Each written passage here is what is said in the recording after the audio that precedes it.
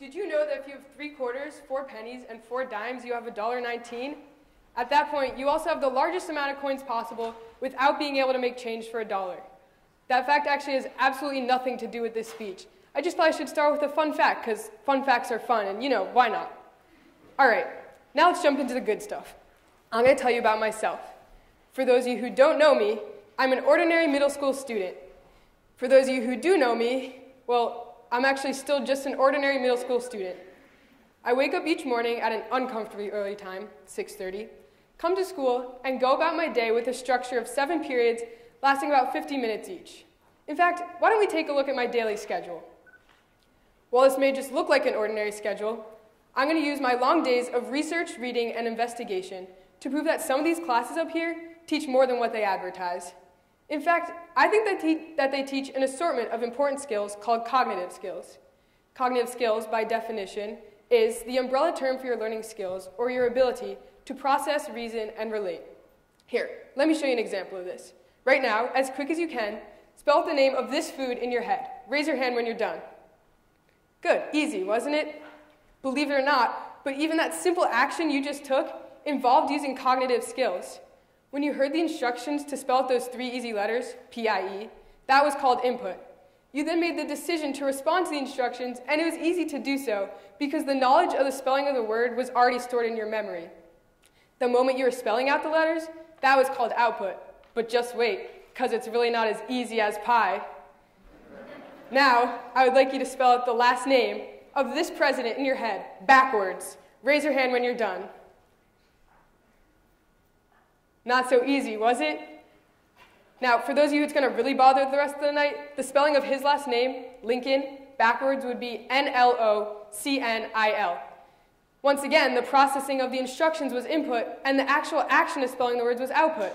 But why did it take longer for a majority of the audience to complete the task? Well, something about my instructions was either new or unfamiliar. I mean, I'm sure most of you have never been asked to spell out the word Lincoln backwards before.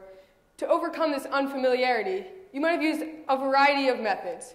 Some of you may have used visual processing, which would require you to make a mental picture of the word in your head. This way, you could see the different letters, and it would help you spell it out backwards. While others may have heard the different sounds of the word in their head. This is called auditory processing. Now, input, output, auditory, and visual are just a few of the many cognitive skills. But for now, I'd like to look at my schedule again. See, period 1 is the class that caught my eye. Algebra 1, Enriched. Now, for many of you students out there, I bet you often find yourself asking this question in math. Why do we even have to learn this? I mean, even some of the working adults out there still may not even be able to explain when and why we'd have to use some of these crazy math equations in the ordinary tasks of everyday life. Here's the thing with math, though, and stay with me here. It's really not just math. I mean, we don't have a whole academic subject devoted to math just so we can do math for fun. Ugh. What I'm trying to say here is, when you're doing all these equations such as quadratic formula, solving radical equations, and calculating velocity, you're really doing more than just that. Let me show you what I mean. It's true that what schools lack these days is informing students as to why they are learning what they are learning. If kids are so hung up on the fact that they're never going to use any of this material in life, the lessons begin to lose their purpose. Teachers can take action by informing the students that what they're learning does in fact help them in real life. And while they may not be using these actual equations in life, what they are learning is the processes and skills that they learn from doing these equations. Allow me to explain. Audience, meet Ted. Ted is a detective. I would also like you to meet math equation that I did in class earlier this week. Math equation that I did in class earlier this week is a math equation that I did in class earlier this week. Now, what you may not realize is that both me, the student completing this equation, and Ted, the detective, actually have a lot in common. We both have this common goal. What I want to find is the number that x is equal to, which will make the equation true. And what Ted wants to find is the suspect who committed some crime. Now, what our goals have in common is that we both have this unknown variable, and believe it or not, but we both have to follow a very similar process to find this unknown variable. So let's start with me in math class. The first step I have to take is finding all of the like terms. So as you can see, all the numbers being multiplied by x are circled in blue, and all of the numbers not being multiplied by x are circled in red. This gives me a little bit of organization and will help me get to the next step of the math equation.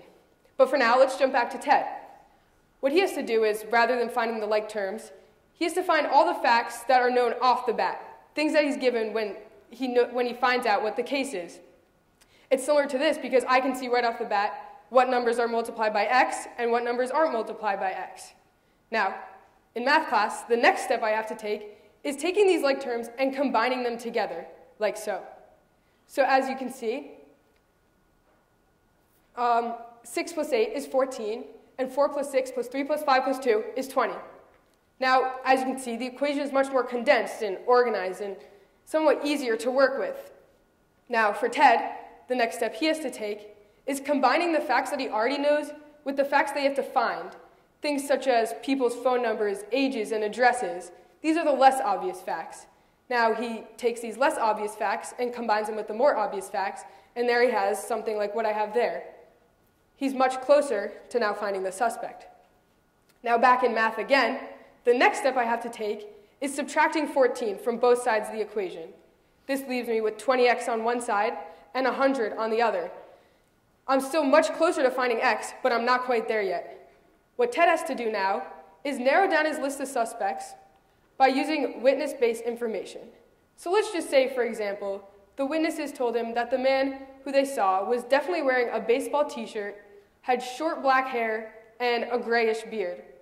Now, Ted can cross off all the people on his list who don't match this description. Now he's that much closer to finding the suspect.